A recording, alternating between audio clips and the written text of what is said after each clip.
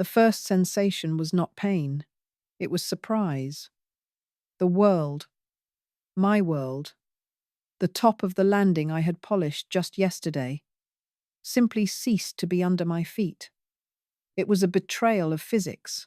One moment, my hand was on the cool oak of the banister. The next, I was airborne.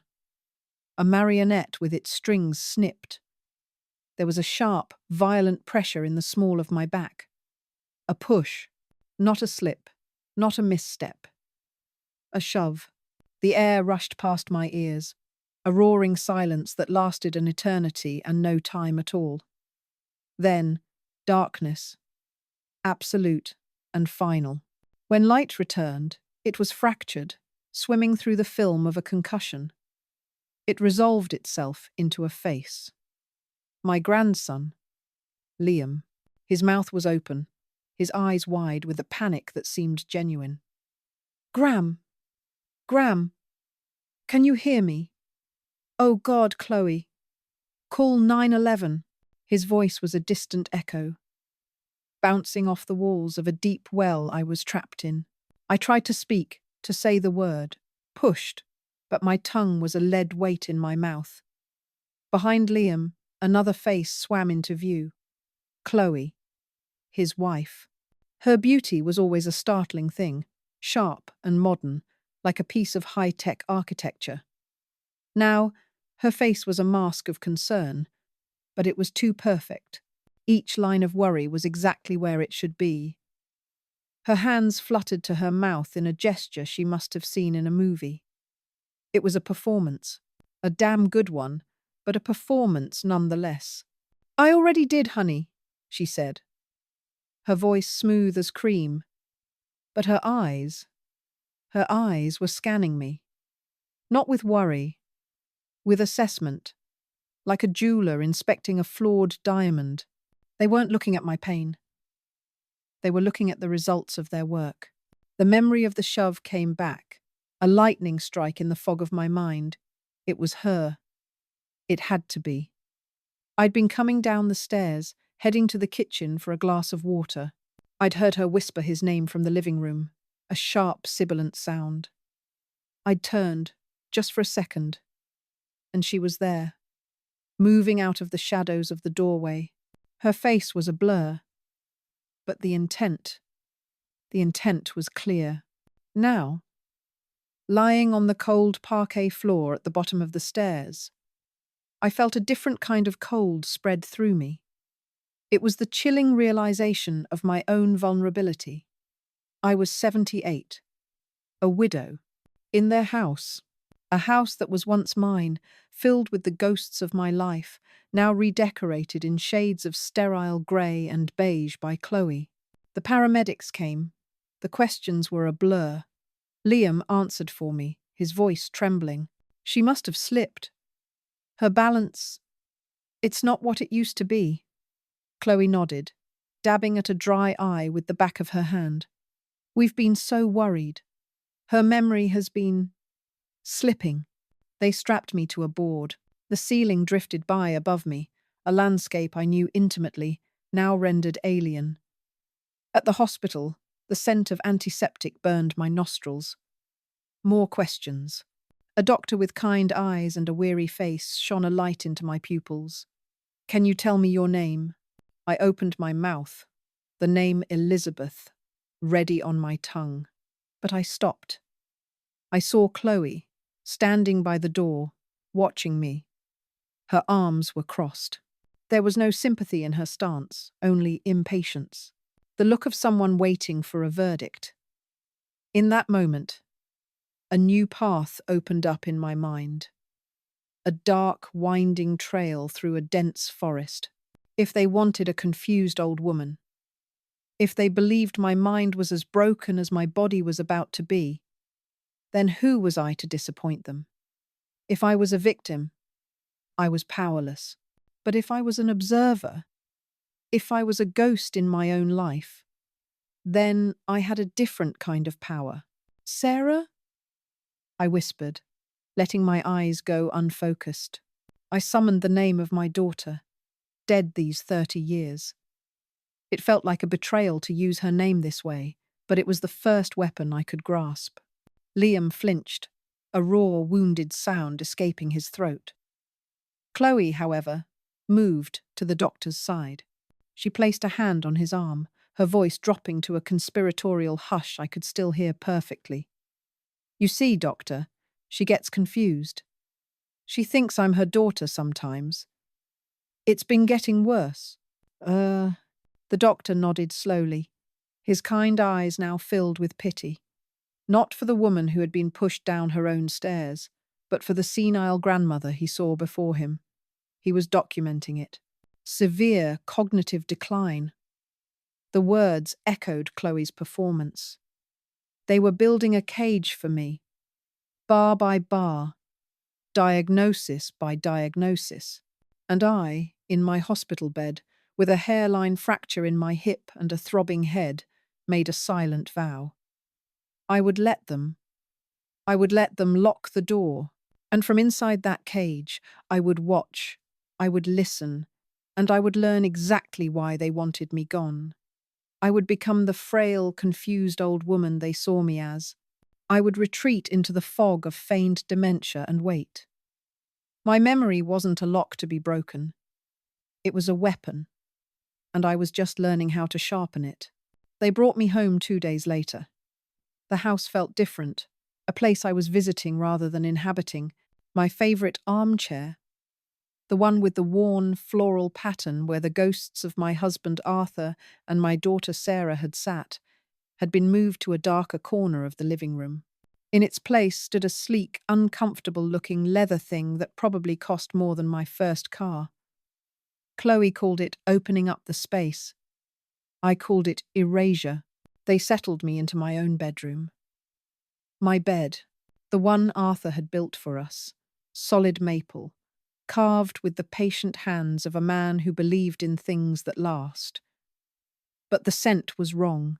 My familiar smell of old books and rosewater was gone, replaced by the sharp, cloying scent of lavender and disinfectant. Chloe had been busy.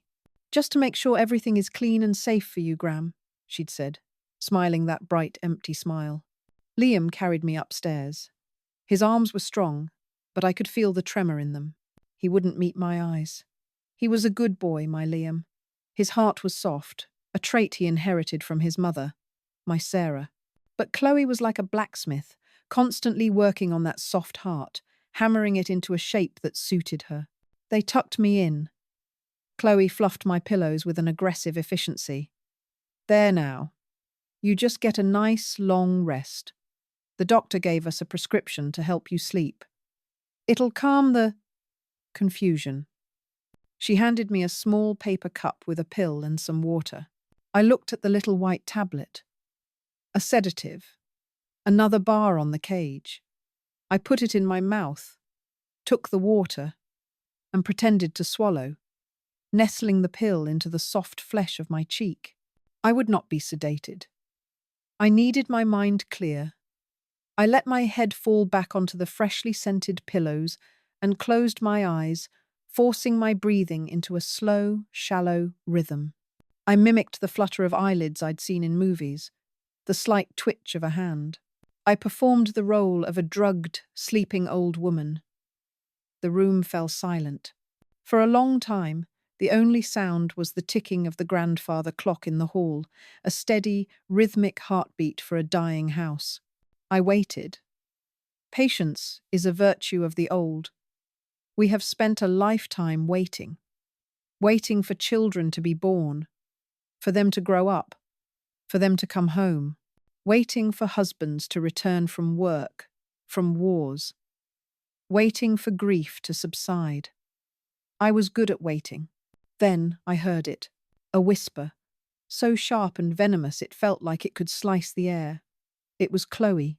"Is she asleep?" Liam's voice was a low rumble, uncertain. "I think so." The pill should have kicked in by now. A faint rustle of fabric. Chloe moving closer to the door. "It's perfect, Liam. Absolutely perfect." "Perfect? Chloe?" She broke her hip. She could have died. There was a flicker of his old self in that. The boy who used to bring me dandelions and cry when a bird fell from its nest. Don't be dramatic, Chloe hissed back, her voice a whip crack. I didn't mean for it to be that severe, but the outcome is ideal. I saw the doctor's notes. He's documenting severe cognitive decline and age-related dementia with intermittent paranoia. It's a gift. He's doing our work for us. Now we can proceed without her consent. We won't have to fight her. We won't have to justify anything. We'll have full power of attorney for her medical and financial affairs by the end of the month. Well, silence. The grandfather clock ticked on, each tick a hammer blow against my heart. Paranoia. Asterisk. So that's how they would frame it if I ever spoke the truth. The ramblings of a paranoid old woman. Liam's voice, when it came, was strained. Are you sure about this, Chloe? It feels wrong. All of it. Lying to the doctors. The fall. He couldn't even say the word push. My grandson. The coward. Wrong? Chloe's laugh was a brittle, ugly thing. It held no humour, only contempt. What's wrong is letting potential like that die on the vine. What's wrong is being weak, when greatness is within our grasp. Your grandfather understood that. This isn't about her money, Liam. It's about our future. Our children's future. There was a pause. I could imagine the scene perfectly. Her, standing tall, her eyes blazing with that terrifying conviction. Him, slumping, his shoulders caving in under the weight of her will. Her memory, Chloe continued, her voice dropping again, becoming intense, hypnotic. Her memory is the only thing that could have stopped us. She lived through it all. She saw the raw materials. The bloodline is the key, Liam, and her memory is the only lock. But now the lock is broken. Don't be weak. Not now. Think of the legacy. Bloodline. Lock. Key. Legacy. Asterisk. The words hung in the air of my disinfected room. Alien. And menacing. I lay there, perfectly still, the undissolved pill a bitter lump in my cheek. My hip ached. A deep, grinding pain that was nothing compared to the ice forming around my heart. They weren't just trying to steal my house or my money. It was something else. Something bigger, older. And somehow, it was tied to my memory. To me. The lock wasn't broken. They just thought it was. And they were about to put the key right in my hand. Bloodline. Ald.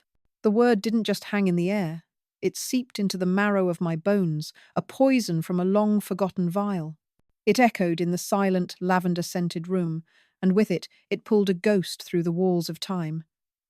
My daughter. Sarah. My eyes were closed. My breathing a steady performance of medicated sleep. But in the theatre of my mind, a new scene was playing. The word bloodline was a trigger. A single note that summoned an entire symphony of grief I had spent 30 years trying to silence. Sarah, Liam's mother. To everyone else in this house, she was a portrait on the mantelpiece, a sad story told in hushed tones. A beautiful girl with my eyes and her father's quiet nature, forever 26 in a faded photograph. But to me, she was a living, breathing ache in my soul. She was born frail. That's what they said. A delicate child. The kind of baby who caught every cold, whose fevers spiked with terrifying speed. While other children were climbing trees, Sarah was propped up on pillows, her breathing a shallow, rattling thing. Her body was a cage of glass. Beautiful and terribly easy to break. We lived our lives to the rhythm of her ailments. The house smelled not of baking bread, but of eucalyptus and rubbing alcohol. Our calendar was marked not with holidays, but with appointments. Dr. Miller, Dr. Chen, the specialist in the city. They all said the same things, their faces etched with a professional sympathy that offered no comfort. It's a genetic anomaly. A 1 in 1 million misfortune. There's no clear pattern, Mrs. Thompson. It's just bad luck. Bad luck. I had swallowed that phrase like a bitter pill for years. I had accepted it with the fierce, desperate guilt that only a mother can feel. I scoured my own family history, my husband Arthur's. Was there a cousin who was sickly? An aunt who died young? Nothing. We were sturdy, plain stock, farmers and shopkeepers. Nothing in our bloodline hinted at this fragile, tragic princess. Arthur. He had handled it differently. He called it stoic grace. Now, lying in the dark, with Chloe's venom still ringing in my ears, I wondered if it was something else. I remembered him sitting by Sarah's bed, not reading her stories as I did, but just watching her. His expression wasn't one of fatherly concern. It was more like a scientist observing a failed experiment. There was a distance in his eyes, a clinical coldness that I had mistaken for strength. When the doctors would deliver another piece of bad news, another system in her small body that was failing, he would just nod slowly. "I see," he would say. "Thank you, doctor." No tears, no rage, just a quiet, chilling acceptance. He accepted it all as if he had been expecting it. The memory sharpened, focusing on one specific afternoon. Sarah was 12. She'd had a good week, a rare spell of energy. She'd been in the garden with me, helping me tie up the rambling roses, her laughter thin but genuine. Then, she had collapsed, just folded in on herself, there on the grass. In the emergency room, under the stark fluorescent lights, one of the younger doctors, a resident, was looking at her chart, puzzled. "It's the strangest thing," he'd murmured, more to himself than to us. "Her cellular decay. It's not following any known model. It's like her body is fighting a war against itself. The genetic markers are, well, they're just noise. A mess." Arthur had stood up then, his presence suddenly immense, intimidating. He'd fixed the young doctor with a stare as hard as granite. "My daughter is not a mess," he said, his voice quiet but carrying the unmistakable threat of command. "She has a rare genetic condition. That is what Dr. Peterson, your superior, has concluded. Are you questioning his diagnosis?" The young man had stammered, apologized, and scurried away. Arthur had protected us, I thought at the time. He had shielded us from the painful uncertainties. Now, I wondered if he had been silencing a question he didn't want answered. Chloe's words came back to me. The bloodline is the key, and her memory is the only lock. Asterisk. My memory. I was the one who was there for every fever, every blood draw, every hospital stay. I was the one who held the vomit basin and sang lullabies through the night. Arthur was a ghost in those memories. Present, but not participating. A silent partner. But what if he wasn't a partner in grief? What if he was a partner in something else? A new, terrifying thought began to stitch itself together in the darkness of my mind. The 1 in 1 million misfortune of my daughter's health. The stoic grace of my husband. And now, the obsessive, chilling talk of bloodlines and legacy from the woman sleeping in my son's old room. These were not separate threads. They were part of the same tapestry, the same ugly, hidden pattern. Chloe's whisper hadn't just been about the future, about some scheme to get my house or my signature. It was about the past. My marriage, my daughter. Sarah's death wasn't just a tragedy. It was a data point. Her life hadn't been a life. It had been an experiment. And I, the grieving mother, was the only living witness who didn't know she was at a crime scene. Lying there, feigning sleep, a new emotion began to burn through the fog of grief and the sharp pain in my hip. It was rage. a cold, clear, diamond-hard rage. The ghost of Sarah was no longer a sorrowful presence in the house. She was an alarm bell, screaming a warning from across the decades. The love for my daughter, a love I thought had been buried with her, was not dead. It was rising from the grave, and it was demanding answers. My role was no longer just to watch and wait. My role was to uncover the truth. For Sarah, I would walk through the fire of my own past and find the men who lit the match, and I would make them burn. From my wheelchair, I watched Chloe's world. I had a front row seat to the construction of a lie, broadcast daily from the palm of her hand. Her phone wasn't a tool, it was a limb, a third hand fused to her being, its screen a constant ghostly blue light illuminating her focused, calculating face. On Instagram, on TikTok, she was Chloe Vance Wellness. It was a name that sounded so clean, so pure, and that was the point. Her brand was a carefully curated fiction of ancestral living. She preached about heritage purity, a concept so vague and yet so evocative, it drew in thousands of followers. Her feed was an endless scroll of sun-drenched fantasies. Here was Chloe in a field of wildflowers, her white linen dress unstained, a serene smile on her face. The caption would read, "Reconnecting with the earth. Our ancestors didn't have rubber soles. They felt the soil. They drew its strength. Number grounding. Number ancestral healing. Number legacy." Here she was in our kitchen, not the real kitchen where she microwaved pre-packaged meals, but a staged version, a rustic wooden board, a mountain of organic vegetables, a perfectly imperfect loaf of sourdough she'd bought at the artisan bakery downtown. "Nourishing my family is nourishing our bloodline," she'd write. No seed oils, no toxins, just pure, living food. What are you feeding your legacy today? Liam was her favorite prop. She would pose him, adjust the angle of his chin, tell him to smile a little less, a little more. "Look like you're thinking about the future, honey," she'd coo, her voice sweet for the camera's benefit. Our future, our heritage. He played his part, a handsome, slightly vacant accessory to her grand performance.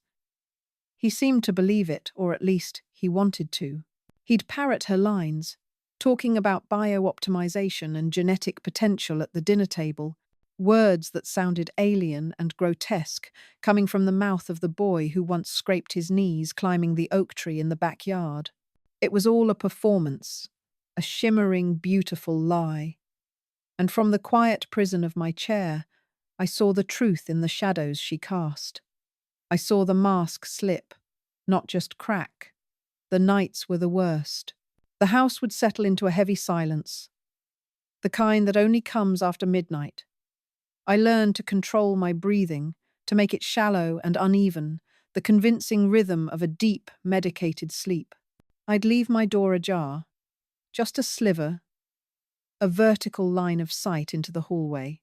One night, the moon was high and bright, casting long, distorted shadows across the polished floorboards. I watched her emerge from her bedroom. She wasn't wearing the flowing linen of her online persona. She was in a simple grey t-shirt and shorts, functional, clinical. She moved with a purpose that was entirely different from the dreamy, floating grace she affected for her followers. This was the real Chloe. Silent, efficient, predatory. She crept into the spare room where Liam had fallen asleep on the couch after watching a game. He was snoring softly, his mouth slightly open. I held my breath, my own heart, a frantic bird against my ribs. She knelt beside him, and for a horrible second, I thought she might do something violent. But it was worse. It was colder. From her pocket, she pulled a small, sterile package. My eyes, now accustomed to the dim light, saw her tear it open with her teeth. It was a cotton swab, long and thin, like the ones a doctor uses. She was so gentle, That was the most disturbing part. She cradled his head, tilting it just so. She slid the swab into his mouth, rubbing it firmly against the inside of his cheek. Once, twice, 3 times. Liam stirred, a low mumble in his sleep, and she froze, a statue of perfect stillness. He settled again, and she slowly, carefully, withdrew the swab. Then, from her other pocket, she produced a small plastic vial, the kind you see in a laboratory.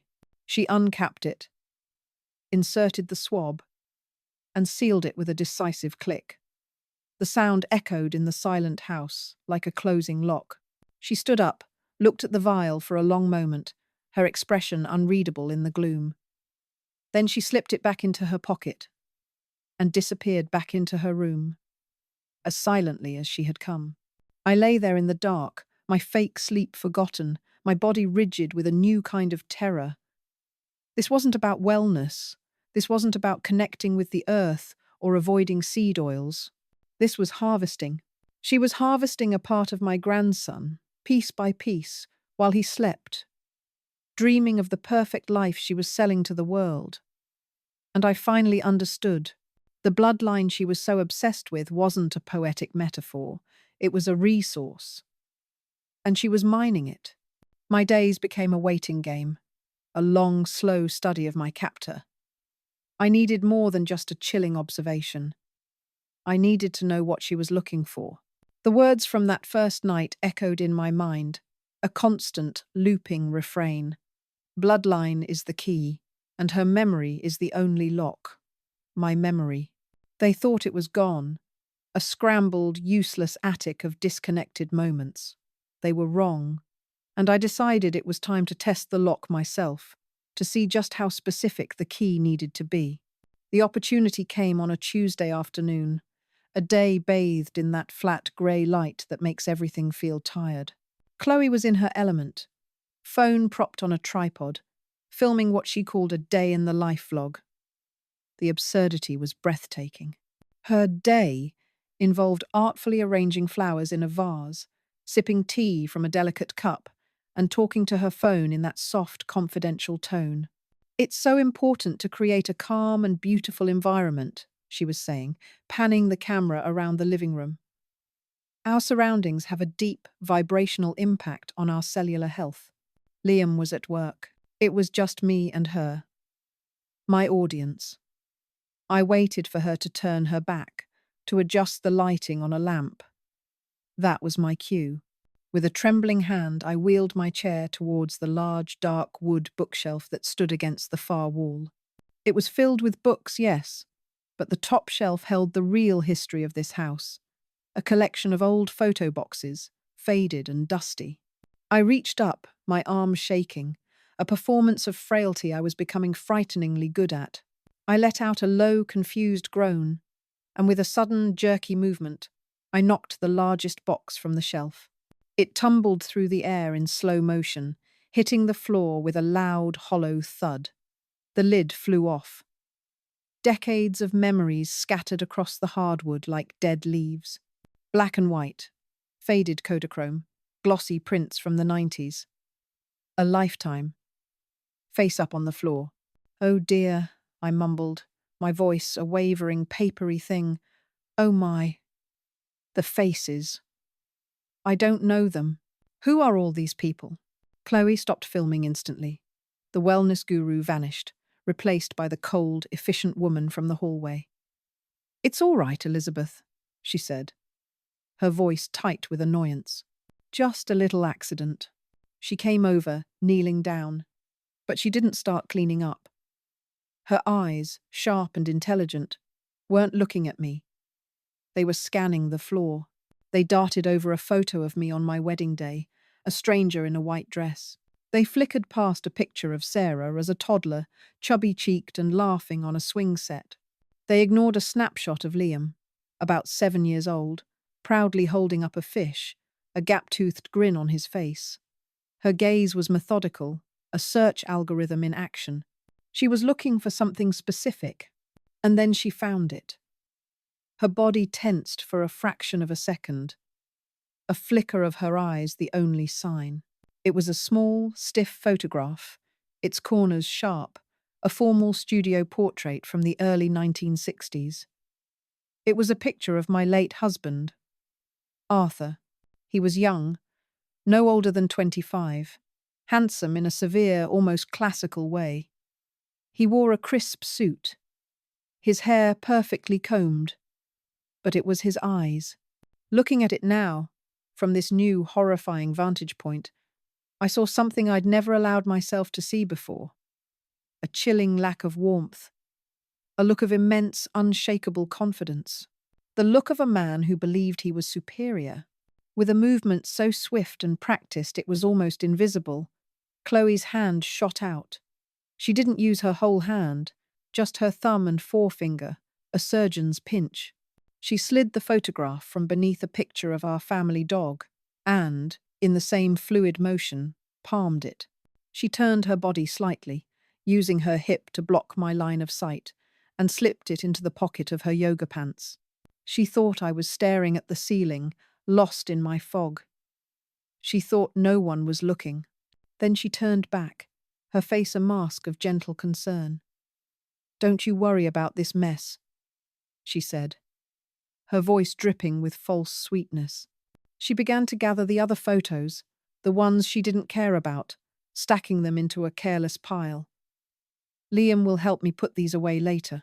Let's get you a cup of tea, shall we?" She pushed my chair away from the wreckage of my past, leaving Arthur's ghost to lie hidden in her pocket. The test was a success. A sickening, terrifying success. It wasn't just about the bloodline, it was about his bloodline. Arthur, my quiet, unassuming husband, the man who planted roses and read history books. He was a part of this. He was the source. The lock wasn't my memory of our life together. The lock was my memory of him. And Chloe had just picked it. The knowledge was a cold stone in my gut. I let it sit there for a week, watching them, playing my part. I dribbled soup on my chin. I stared at the television when it was off. I called Liam by his father's name. Every act of feigned dementia was a small, sharp act of defiance. It bought me time. It kept them comfortable. And it allowed me to plan my next move. I knew there was something else. If Arthur was the source, and Sarah was the outcome, then the proof wouldn't just be in a photograph. It would be somewhere tangible. I combed through the archives of my mind, pushing past the grief, pushing past the carefully constructed memories of a happy life. I thought about Arthur, not the husband, but the man, his habits, his secrets. He was a man of routines. He had a place for everything, and he loved the garden, especially the old rose bush, the one he planted the year Sarah was born. One morning, the sun was warm on my face through the glass of the patio door. Chloe was on a long conference call, her voice a low, professional murmur from the office. Liam was home, scrolling aimlessly on his phone. I chose my moment carefully. I began to rock slightly in my chair, a low, rhythmic moan escaping my lips. Liam looked up, concern clouding his face. "Grandma? You okay?" I didn't answer. I just pointed a shaking finger towards the garden, towards the gnarled, ancient rosebush by the back fence. My voice came out as a desperate, fragmented whisper. "Shiny. Arthur. Shiny. Under the rose." I let my eyes well up with convincing, confused tears. For Sarah. He put it there for Sarah. It was the perfect bait. A confused old woman, a flicker of a memory, a hidden treasure.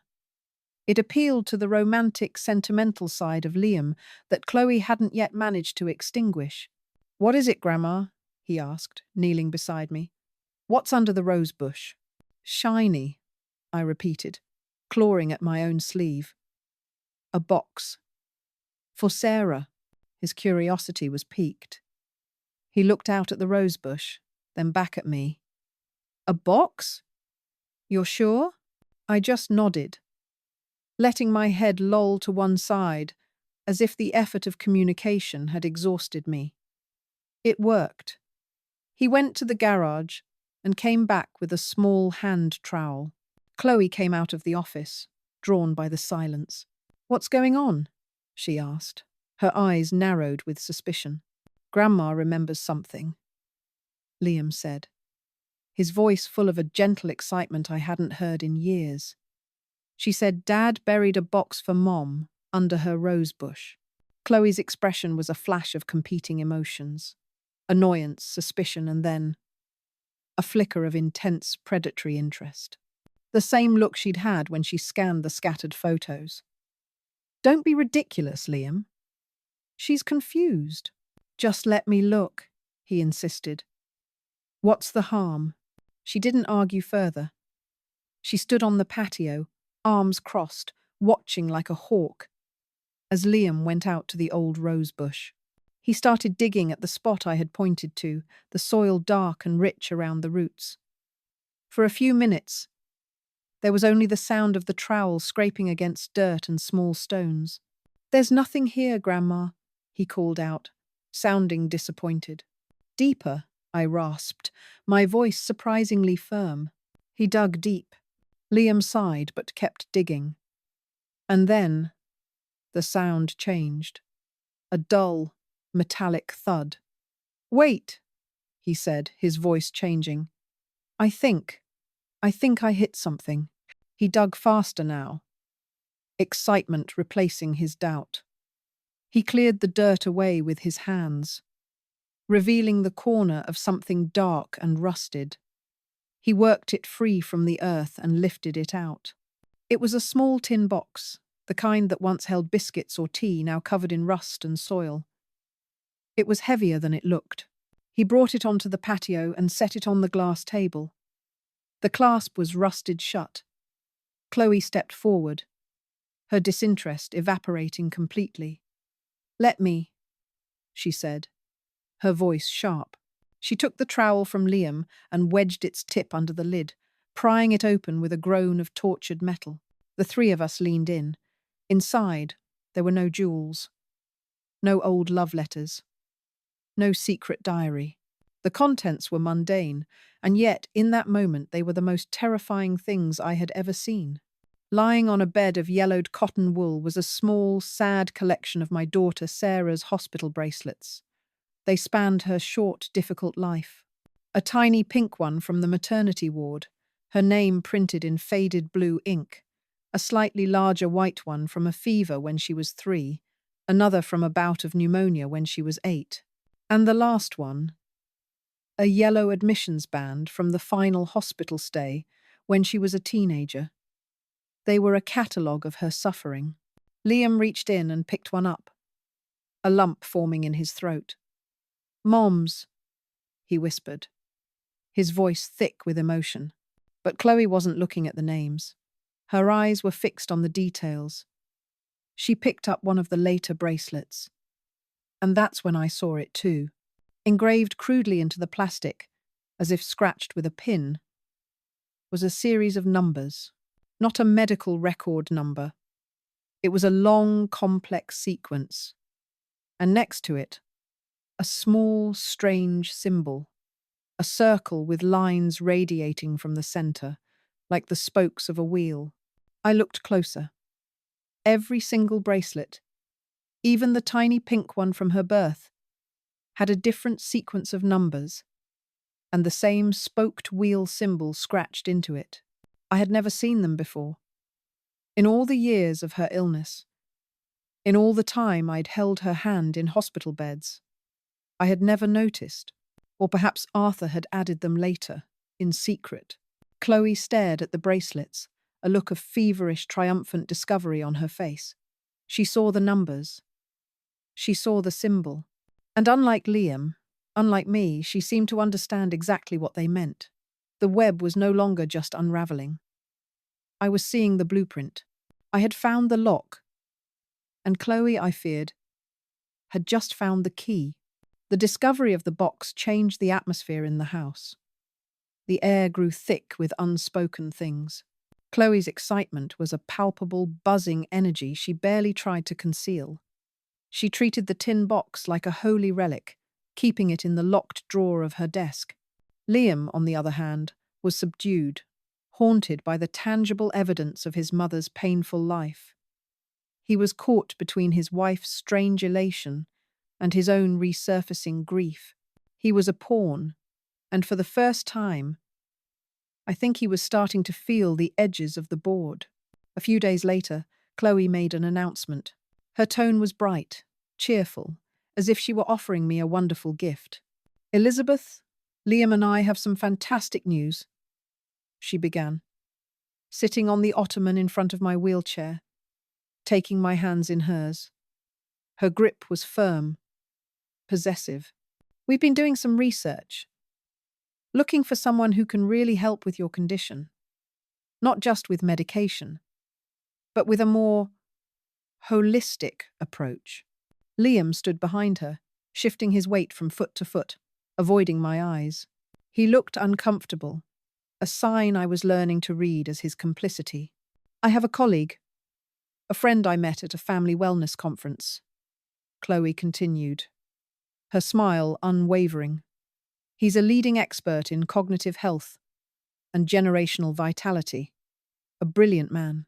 He's agreed to consult with us to help create a personalized wellness plan for you. His name is Dr. Marcus Thorne." The name hit me like a physical blow. Thorne. Marcus Thorne. It wasn't a jolt of ice through my veins. It was a bucket of it, shocking my system into a state of absolute, ringing clarity. The fog in my head, the carefully constructed performance of dementia, vanished. In its place was a memory, sharp and vivid. A memory from about 10, maybe 12 years ago. The national news. A major scandal that had dominated the headlines for weeks.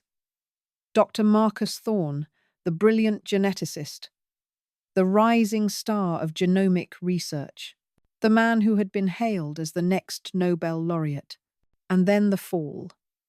The whispers had turned into articles, the articles into a full-blown investigation, dangerous, unethical human experiments. He was playing God, they said, manipulating the building blocks of life in secret, off-the-books trials. He targeted vulnerable people, promising cures, delivering chaos.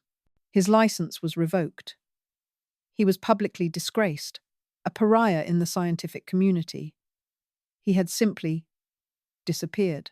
And now, Chloe was bringing him here, into my house. She was introducing him as a family wellness consultant. The audacity of the lie was stunning. He arrived the next day. Chloe opened the door, and there he was. He wasn't the monster I had pictured from the grainy news photos. He was tall, silver-haired, dressed in an expensive, soft-looking cashmere sweater. He had a kind face, crinkles around his eyes when he smiled, and a deep, reassuring voice. He was charm incarnate. "Elizabeth," he said, walking towards me and extending a hand. "It is an absolute honor to meet you. I've heard so much about you from Chloe." I let him take my hand. It was warm and dry. I looked into his eyes, searching for the disgraced monster, but all I saw was a polished, professional facade.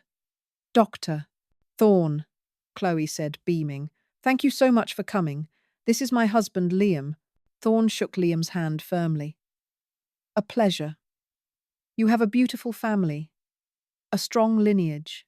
He used her word, lineage. Of course he did. He spent the next hour talking.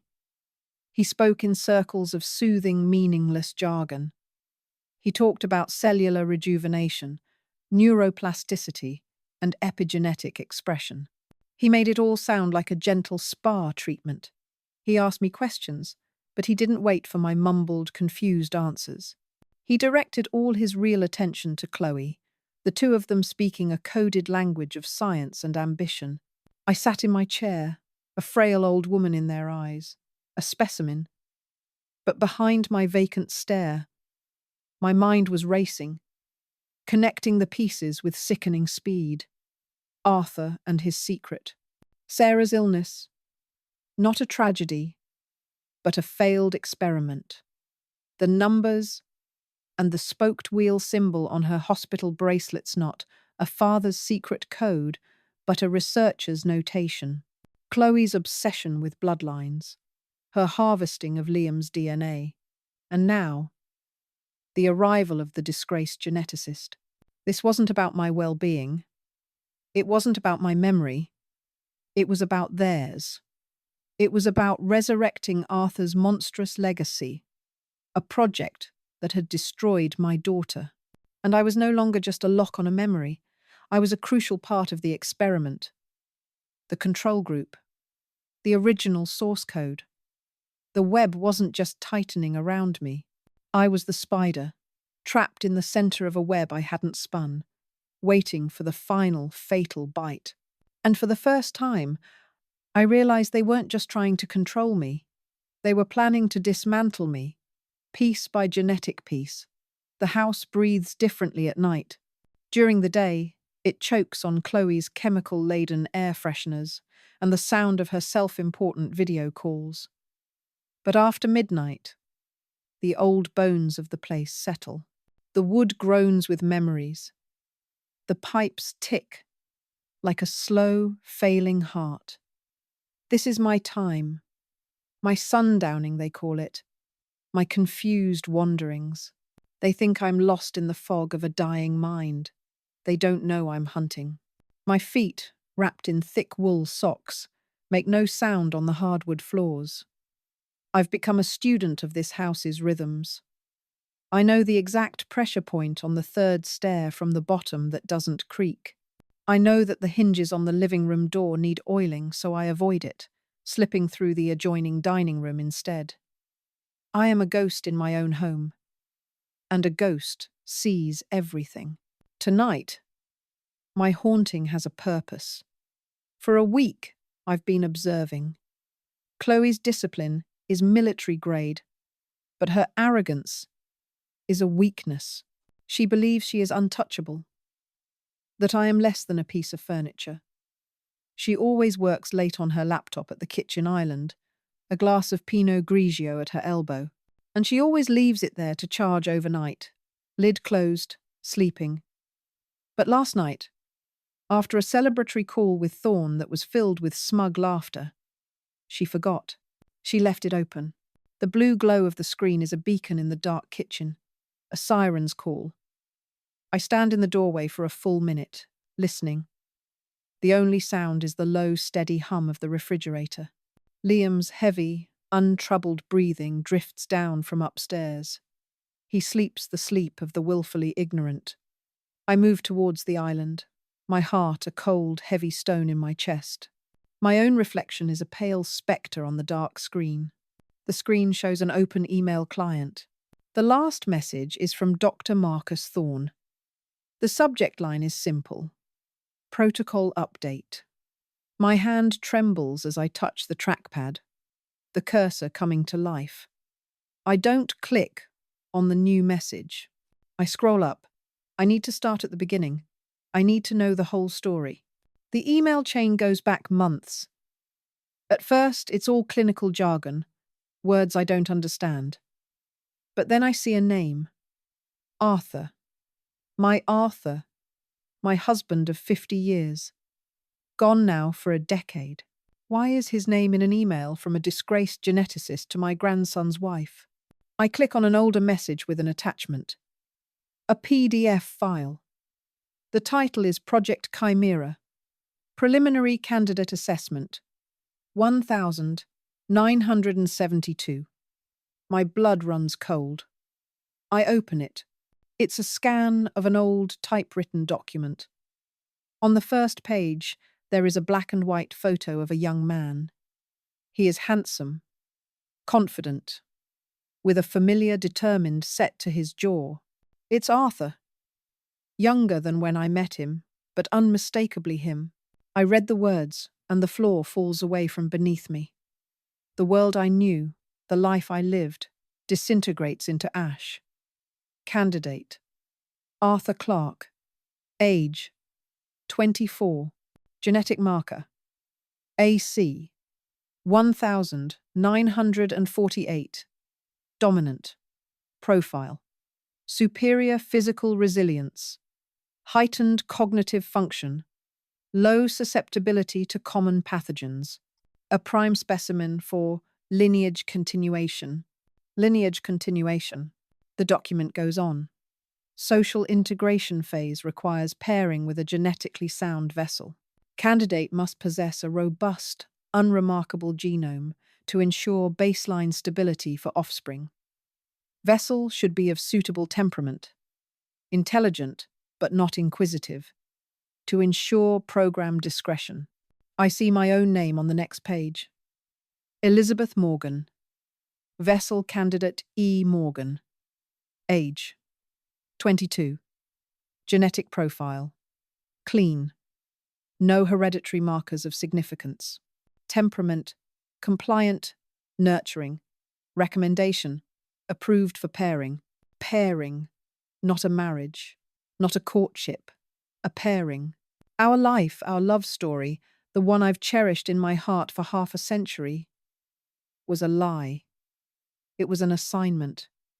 I wasn't his partner. I was his incubator, a genetically sound vessel. The words are a physical blow, stealing the air from my lungs. I grip the edge of the cold granite island to keep from falling. My life with Arthur flashes through my minder first dance. His proposal under the old oak tree, the way he held my hand when our daughter was born. All of it, every cherished memory, is now tainted, twisted into something monstrous. He wasn't the man I loved. He was a keeper, a warden in a prison I never knew I was in. I force myself to keep reading. The emails between Chloe and Thorne are more direct, more brutal in their modern efficiency. Thorne: the original Chimera data is invaluable. Arthur Clarke was the pinnacle of the program before it was paused. His marker is the key. Chloe: but the flaw, Marcus. We can't have a repeat of the aberration. My family's legacy depends on perfection. Aberration. The word is a shard of ice in my heart. I know what they mean before I even find the proof. I search the email attachments, my fingers clumsy on the trackpad. I find another folder, this one labeled Progeny Case Files. There's only one file inside. Case file: Sarah Clarke, born 1978. Status: deceased. AC 1948 marker successfully passed, but expressed with unforeseen complications. Chronic cellular degradation, systemic autoimmune response, the vessel's baseline genetics, while clean, failed to properly buffer the enhanced gene. Result: failure. Recommendation: monitor maternal line for future study. The original vessel, E. Morgan, may be of use as a control sample. Sarah, my Sarah, her lifetime of pain, the endless hospital visits, the fevers, the weakness, the way her own body turned on her. It wasn't a rare disease. It wasn't bad luck. It was a failed experiment. Her small, fragile body was a laboratory. Her suffering was a data point. The bracelets I kept, the ones from the hospital with their strange little codes and the spoked wheel symbolit was the project's logo. It was all there, right in front of me. And I never saw. They watched my daughter die. Arthur, my husband, her father. He watched his own child wither away as a consequence of his superior genetics, and said nothing. He held me while I cried and said it was God's will. The hypocrisy is a poison that burns through my veins, incinerating 50 years of love, leaving only the bitter taste of betrayal. The grief for my daughter. A constant, dull ache for decades sharpens into a blade. It's no longer a passive sorrow. It's an active, vibrant, furious thing. They didn't just let her die. They created the conditions for her suffering and then catalogued it like a lab report. A new email from Thorne to Chloe catches my eye. It's from this afternoon. We're ready to proceed with the Liam insemination protocol. The CRISPR sequence is stable. But Chloe, I must insist, we need the control sample. We need her DNA to map the vessel's original genome. It's the only way to isolate the AC-1000, 948 marker without the flaw that killed the girl. Your grandmother in. Law's dementia is a gift. The power of attorney will give us full access without any legal complications. We can harvest the necessary samples under the guise of routine medical care. The plan unfolds in its satanic entirety. They want to create a child, a new, perfect child, using Liam's DNA, which carries Arthur's gene, and my DNA as a roadmap to avoid the flaw that killed my daughter. They want to strip mine my very cells, my genetic history, to resurrect a monster's dream. My feigned dementia isn't just a convenience for them. It's the legal key that unlocks my body for their use. I am not a person to them. I am a resource, a control sample. Rage gives way to a chilling, terrifying clarity. This is bigger than just Chloe's ambition. The word she used in her email. My family's legacy. It sticks in my mind. Why her family? My fingers move with a new purpose. This isn't just about grief anymore. It's about understanding the enemy. I start searching the laptop. Not the emails, but the hard drive itself. The machine is a vault of Chloe's life. Her curated influencer photos, her business plans, her tax returns.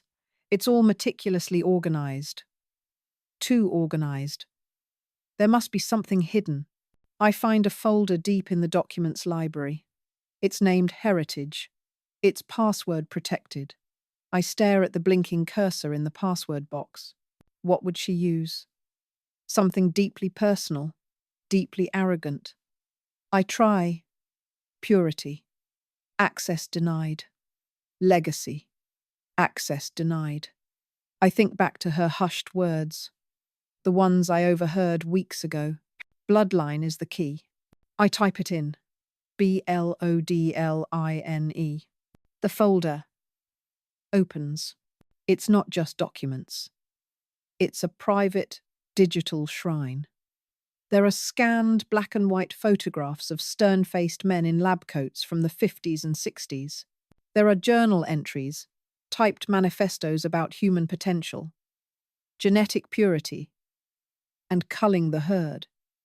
It's the complete, unvarnished philosophy of a monster. And then I see him, the man at the center of all the photos, an older man with cold, calculating eyes and a cruel twist to his mouth. I've seen those eyes before. I've seen them in Chloe's father. I've seen them in Chloe. I open a file named Founder's Biography. The name on the page makes my soul freeze. Dr. Alistair Finch, Chloe's maternal grandfather. The text describes him as a visionary, a pioneer in genetic science, forced to take his work underground after the unfortunate politicization of eugenics post-war. Doctor. Marcus Thorne isn't just a colleague. He's a disciple. The biography calls him Finch's most promising student. It all clicks into place. A final, soul-crushing tumbler in a lock I never knew existed. This isn't a new plan. This isn't just Chloe's twisted ambition. This is an inheritance. She is the heiress to a dynasty of scientific fascism. She is trying to finish her grandfather's work. My husband was their prize asset. My daughter was their collateral damage. And my grandson, my sweet, weak-willed Liam, is to be the father of their new dawn. I, the vessel, am the final bridge between their monstrous past and their horrifying future. I close the laptop. The soft click echoing in the silent kitchen. The sun will be up in a few hours. They will come downstairs and find me in my chair, staring blankly at the wall. They will see a confused old woman, lost in the mists of her own mind. They will be wrong. The fog has lifted. For the first time in 50 years, I see everything with perfect, horrifying clarity. The woman who sat down at this computer is gone. The grieving widow, the doting grandmother, the passive victim, she died tonight. In her place sits a woman who knows exactly who her enemies are. And I know what I have to do. The hunt has begun. The first obstacle is the most obvious. The truth is a weapon, but a weapon is useless if the person wielding it is considered unreliable. They have built a cage for me out of medical diagnoses and feigned concern. Severe cognitive decline, a danger to herself. Who would believe a story of secret eugenics projects from a woman who can't be trusted with a kettle? The police would listen politely, then they would call Liam, and he would come collect me with sad, pitying eyes, and I would be locked away for good. No, I am on my own. My mind, the one they think is failing, is working faster than it has in years, fired by rage and a cold, clear sense of purpose. I need an outside force, a wrecking ball, someone who thrives on secrets and corruption. I retreat to my bedroom, the first light of dawn painting the sky in shades of grey. I move to my sewing corner, a space Chloe dismisses as a relic, filled with dusty spools of thread and half-finished projects. Beneath a false bottom in my wicker sewing basket, under a tangle of yarn, my fingers find the smooth, cool plastic. It's a burner phone, a cheap, pay-as-you-go model I bought years ago, after Arthur died. I told myself it was for emergencies, a secret lifeline in case I fell and couldn't get up. But a deeper instinct, a lifetime of feeling not quite safe that I could never name, had prompted the purchase. Now I know what that instinct was. It was a premonition. I plug it into a hidden outlet behind my nightstand. The battery is dead. As it charges, I sit on the edge of my bed, my mind racing. I can't just call the New York Times. I need someone specific, someone hungry, someone with a reason to believe the unbelievable. I use the phone's clunky, slow browser to start my search. The Wi-Fi password for the house is written on a sticker on the router in the study. Chloe thinks I can't remember my own name. She would never imagine I'd know what a router is. I search for Dr. Marcus Thorne first. His public disgrace is well documented. Articles from 5 years ago detail his fall from grace unethical trials, falsified data, the loss of his medical license. But most of the articles end there. They are closed chapters. I dig deeper. I search for his name alongside words like conspiracy, lawsuit, cover-up. I find a series of older articles, angrier in tone, written by a single journalist, Daniel Petrov. The articles accuse Thorne of being part of a larger network of medical corruption, but Petrov never had the proof. His last piece on the subject is full of fire and fury, but it's speculative. It reads like the work of a man who got close to a huge story, but had the door slammed in his face. He was discredited by the medical establishment Thorne still had influence with. A rival paper called him a sensationalist and a crusader with a grudge. He lost credibility. He's probably still angry about it. He's perfect. Finding his contact information takes another hour. He's no longer with the major paper. He runs a small, independent, investigative blog. It's scrappy, but the writing is sharp. He has a tips page with an encrypted email address and a signal number. I write down the number. My hands are steady as I compose the first message. It has to be a hook, a single, sharp barb that will lodge in his mind. I can't give him everything. I have to make him want it. I type, "The story you lost on Dr. Marcus Thorne isn't over. It's happening right now in Maple Creek." I hit send, and my heart hammers against my ribs. I wait. 1 minute. 5. 10. It feels like an eternity. Then, my phone buzzes. A reply from Petrov. "Who is this?" I can feel the suspicion in his words, the caution of a man who has been burned before. I type back. A ghost. Another long pause. I've risked being too theatrical. Maybe he'll dismiss me as a crank. The phone buzzes again. Ghosts don't use burner phones. What's the story? He's hooked. I craft the next message carefully, weaving truth with bait. Unethical human experimentation. The legacy of his work continues. It involves a prominent local family, the Thompsons. I add the family name. It's a risk, but it makes it real. It gives him something to chase. Petrov replies almost instantly. The social media people? The pure living woman? What do they have to do with Thorne? Everything, I send. They're trying to steal an inheritance from a vulnerable elderly woman, forcing her to sign over her estate and medical rights. They're bringing in Thorne to certify her as incompetent. I'm framing the crime in a way he will understand. In a way the world will understand. Elder abuse. Financial fraud. It's a tangible crime. A Trojan horse to bring him here. The eugenics, the monstrous legacy. That can wait. That will be the payload. Petrov. When? The trap is springing. Tomorrow, 2 p.m. At the Thompson residence, 114 Willow Lane. Be ready. They think she is helpless. They are wrong. His final message comes through. I'll be there. Don't contact me again. If this is a prank, I'll find you. I turn off the phone and put it back in its hiding place. A cold calm settles over me. The pieces are in motion. I have set the stage, baited the trap, and summoned the audience. Now, all I have to do is play my part. The performance of a lifetime. The day arrives with a suffocating stillness.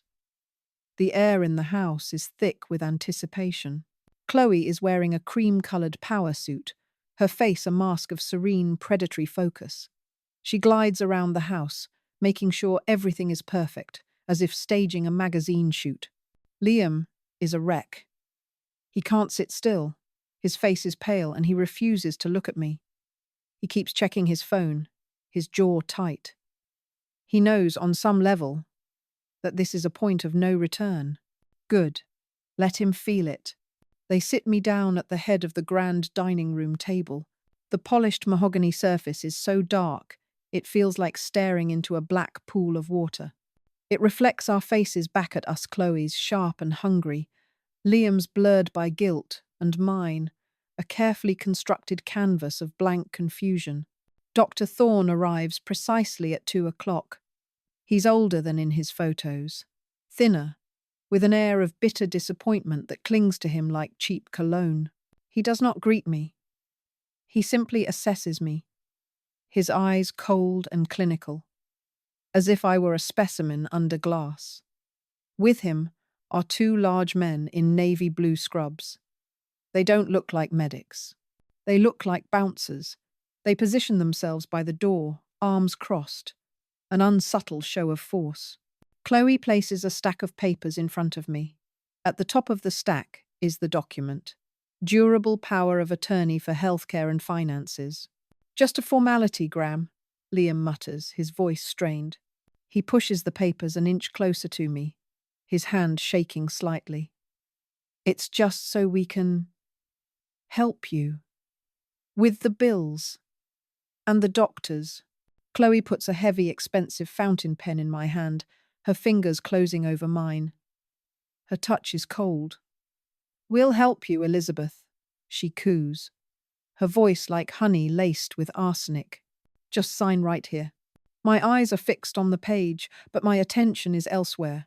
I am listening. I am watching. Through the large bay window behind Liam, I can see the thick hedges that line our property. The sun is bright, and for a second, I see it. A flash. A glint of light on glass. Quickly concealed. A camera lens. He's here. Petrov is in place. My audience has arrived. The heavy weight of the pen in my hand feels different now. It is no longer just a tool for my surrender. It's a prop. The papers are a script. This room, this moment, is a stage. Chloe, Liam, Thorne are the unsuspecting actors in my play. They think they are witnessing the final, quiet fizzle of an old woman's life. They have no idea they are characters in the first scene of their own destruction. The curtain is about to rise. The pen felt alien in my hand, a cold plastic sliver that held the power to sign away my life. My knuckles were white.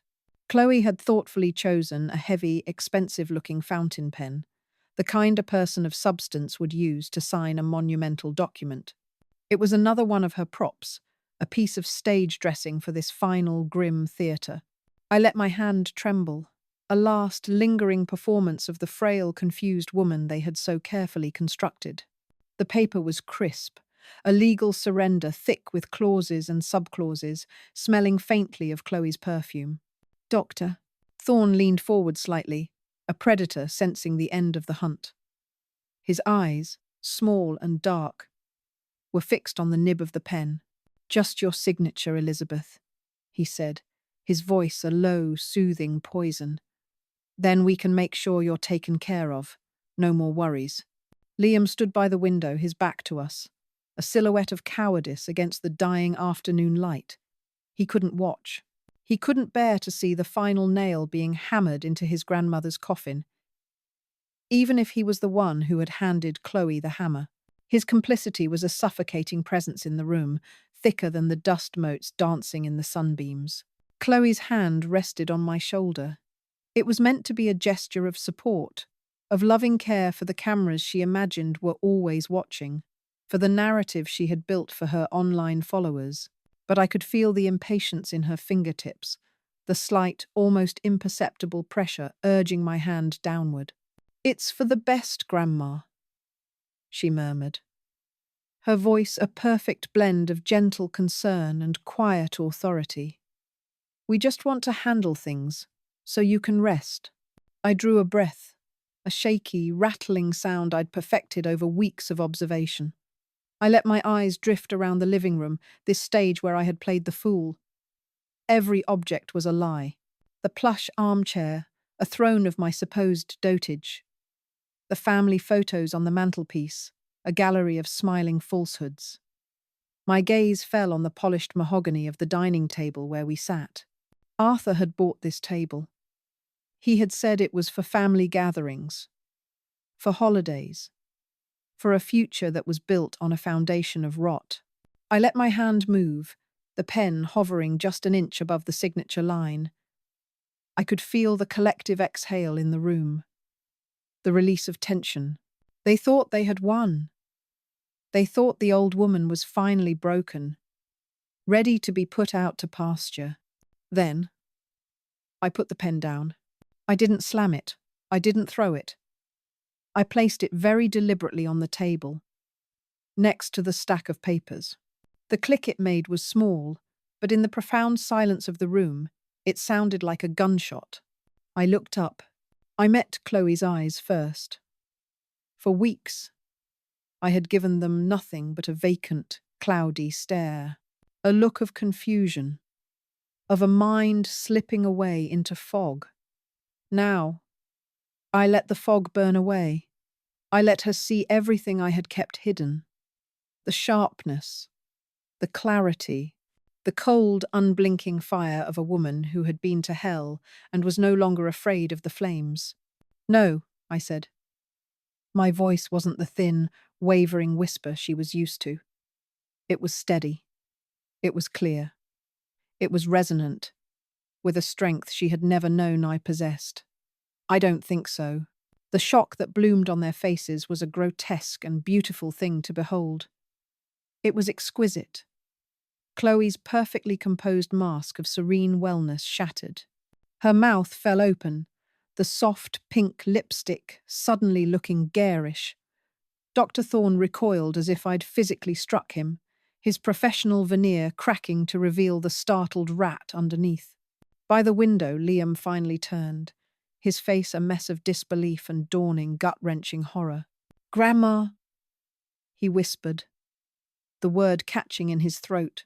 "Don't call me that," I said, my voice cutting through his attempt to re-establish the old dynamic.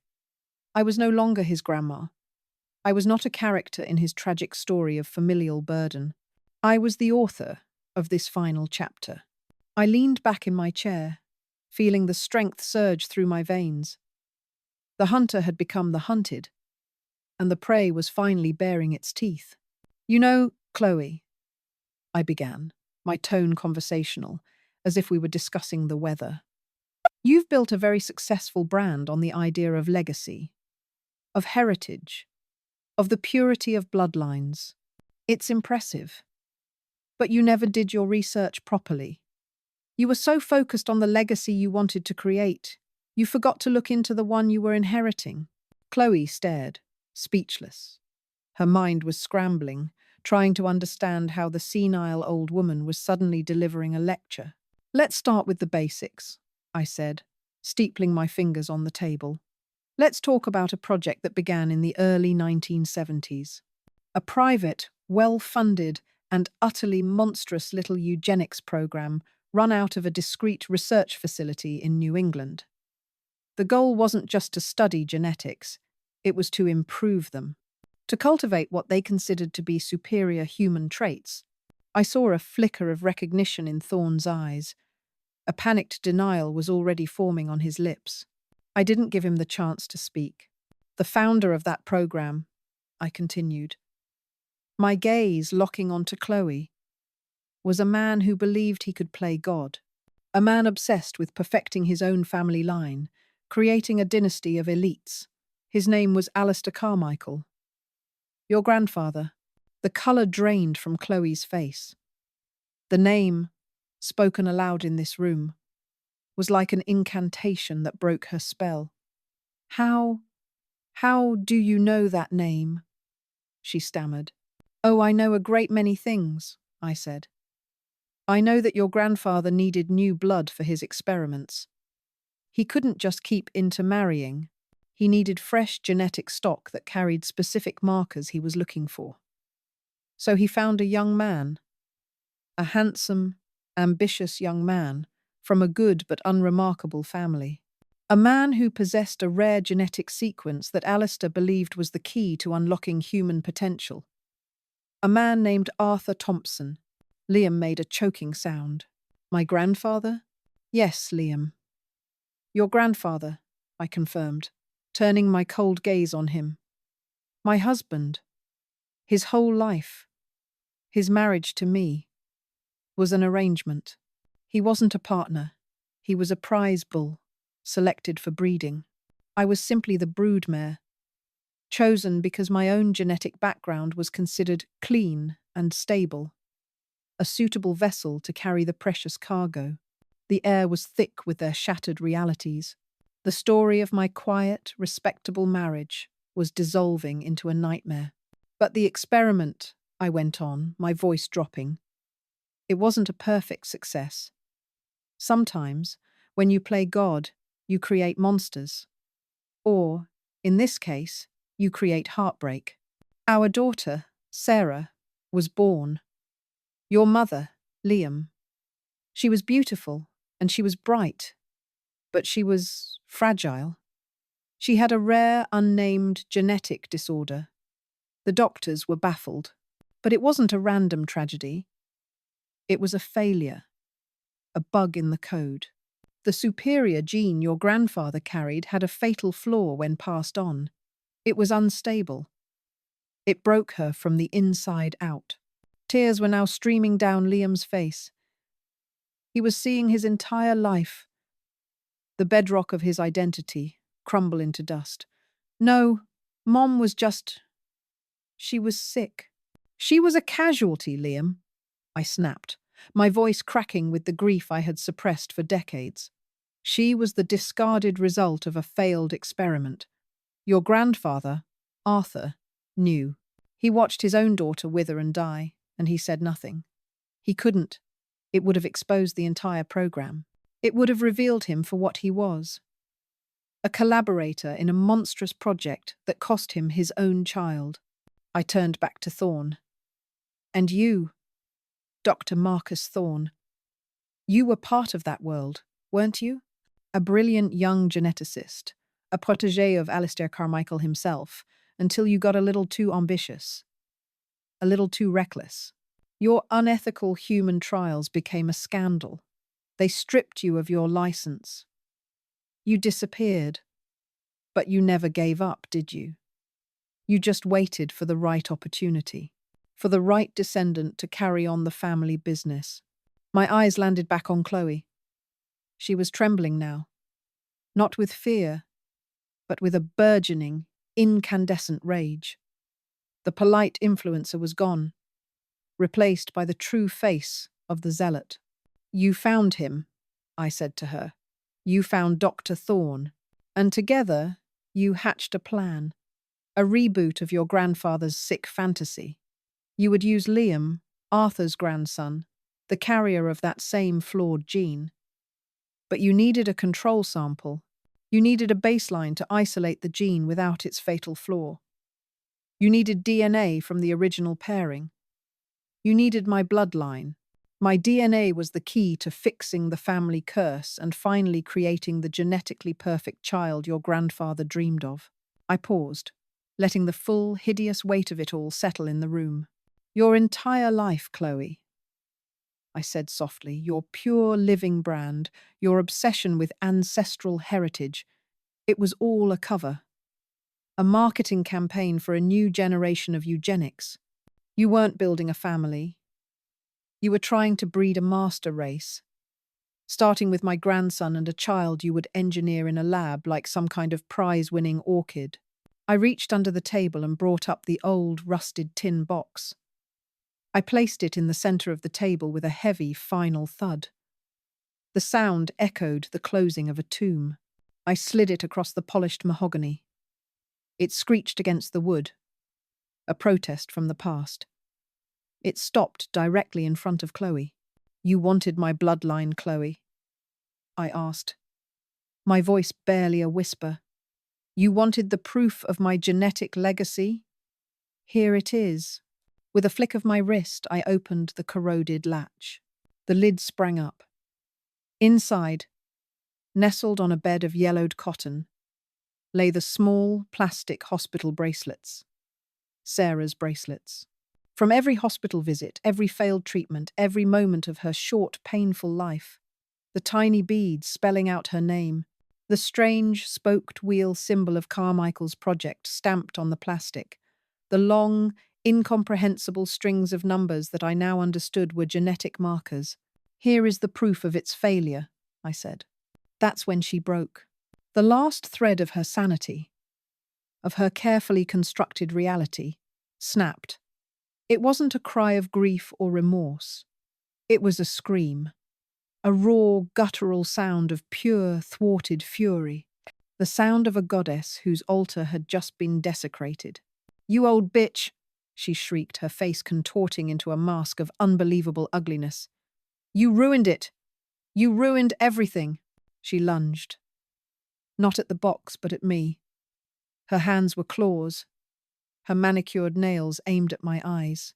Liam shouted my name, a useless, terrified bleat. Thorne scrambled backward, knocking over his chair in a clumsy panic to disassociate himself from the violence. I didn't flinch. I had been waiting for this. I had seen this moment in my mind 1,000 times. At that exact instant, as her hands were inches from my face, the front door burst open. It didn't just open.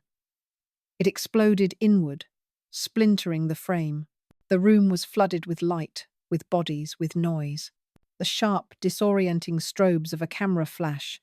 The commanding shouts of police. Don't move! 2 uniformed officers, weapons drawn. And behind them, the journalist I had contacted, a man named Ben Carter, his face grim. His own camera operator's lens aimed right at Chloe's screaming, furious face. Checkmate.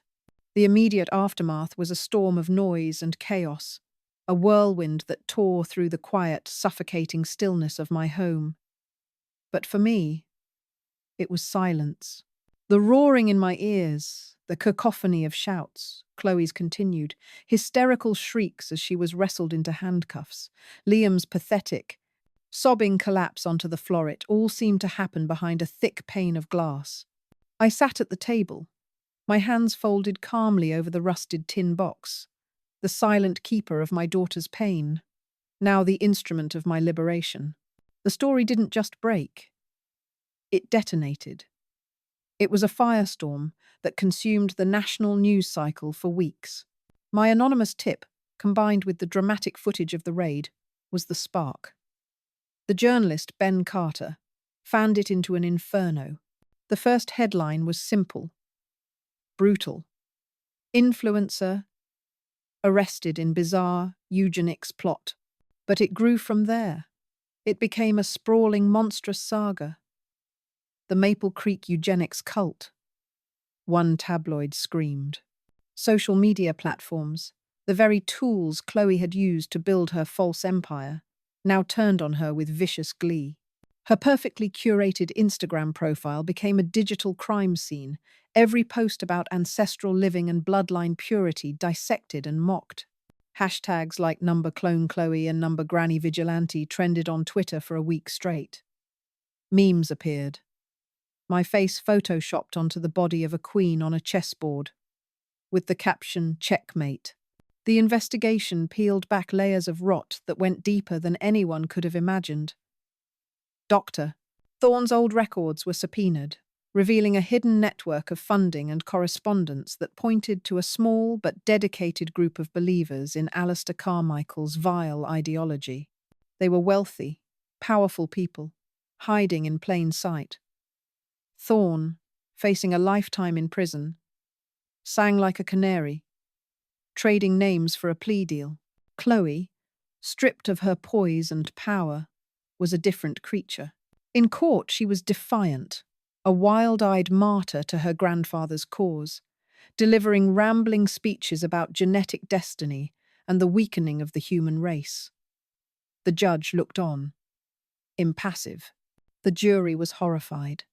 They were buried under an avalanche of charges: conspiracy, kidnapping, assault, practicing medicine without a license, and a host of others that the prosecutors seemed to invent just for them. Their trial was a media circus, broadcast live on streaming platforms, a modern-day witch trial where the witches were real. And Liam, my grandson, became the story's tragic fool. He was implicated as a willing, if passive, accomplice. His tearful testimony that he didn't understand the full scope of the plan, that he was just trying to support his wife, was met with national scorn. He was portrayed as a hollowed-out man, a puppet whose strings had been so thoroughly pulled that he no longer knew how to stand on his own. He avoided jail time, but his sentence was, in its own way, just as absolute. He lost his job. His friends evaporated. The Thompson name, once respectable, was now synonymous with monster. It was a brand of shame he would carry for the rest of his life. He tried to speak to me once, after the sentencing. He came to the house, or what was left of it. The police tape was gone, but an invisible stain remained. He stood on the porch, gaunt and aged by a decade in just a few months. He looked like a ghost, haunting the scene of his own demise. "Grandma," he started, his voice cracking, thick with a self-pity that sickened me. I am so sorry. I never knew. I swear. I never knew what she was, what they were really doing. I was weak. I was stupid. Please, can you forgive me?"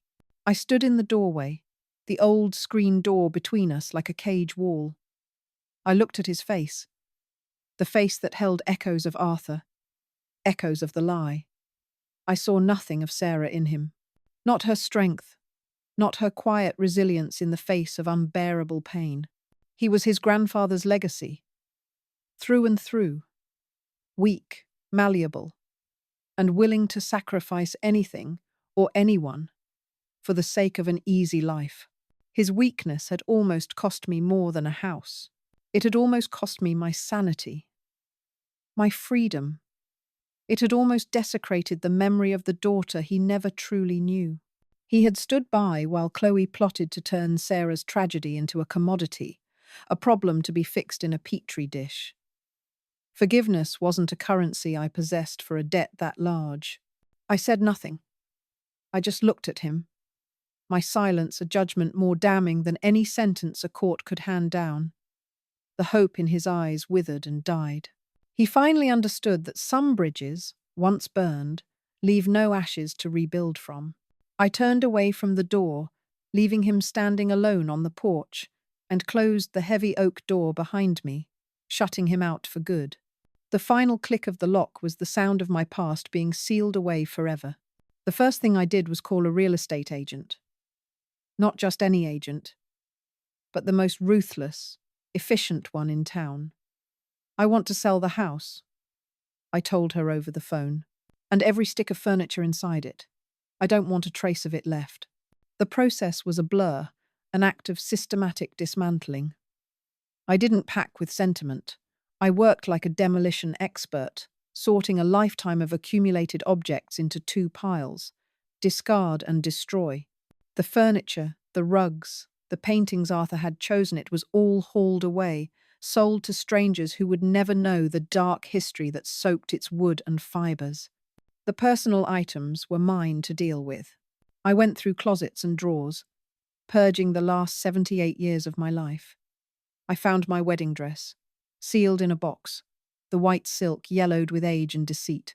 It went into a black trash bag. I found Arthur's old letters, filled with words of affection that now read like a carefully scripted performance. They joined the dress. The hardest part was the photographs. Albums upon albums of them. A visual history of a lie. Arthur and I on our honeymoon, smiling for the camera. A young Liam on Arthur's knee, both of them unaware of the poison flowing between them. For a moment, I paused at a photo of Sarah. She was about 10, sitting in the garden, a rare smile on her face, the sun catching the light in her hair. My heart clenched. I gently pried the photo from its paper corner, separating her from the family album. Her I would keep. She was the only truth in all of it. I took the rest every single photograph containing Arthur's face and carried them to the backyard. I put them in an old metal barrel I used for burning leaves. I doused them with lighter fluid. The fumes were sharp, chemical, a smell of erasure. I struck a match. The flames caught with a whoosh, turning decades of captured moments into curling, black-edged ghosts. I watched Arthur's smiling face blister and blacken. I watched his image peel away from the paper, turning to smoke and rising into the evening sky. It was a funeral pyre for a man who had never really existed, for a life that had been stolen from me before it even began. I stood there until the last ember died, until all that was left was a thick layer of grey, meaningless ash. A week later, I sat in a lawyer's office, the air smelling of paper and quiet dignity. The lawyer, a kind woman in her 50s, slid one last document across her desk. It wasn't a contract to sign away my rights. It was a petition to reclaim them. "Are you sure, Elizabeth?" she asked gently. "It's a big step. I've never been more sure of anything in my life," I said. I picked up the pen. It felt different this time. It felt like a part of my own hand. With a steady, deliberate stroke, I signed the document, shedding the name Thompson forever. The name of the collaborator. The name of the lie. In its place, I wrote the name I was born with. The name that belonged to no one but me. Elizabeth Clarke. My final act in that old life was to take the proceeds from the sale of the house, every last penny, and give it a purpose. I met with financial advisors and lawyers, not for myself, but for Sarah. I established a non-profit organization, a watchdog group with teeth.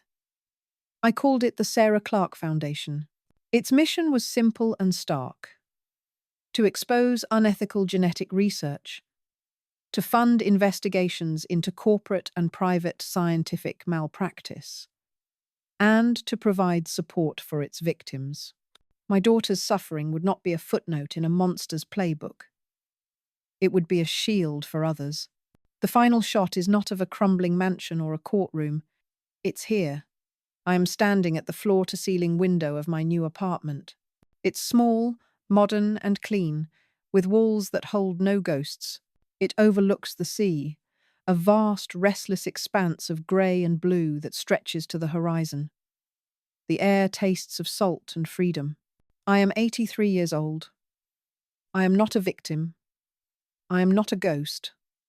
I am Elizabeth Clarke, and I remember everything. I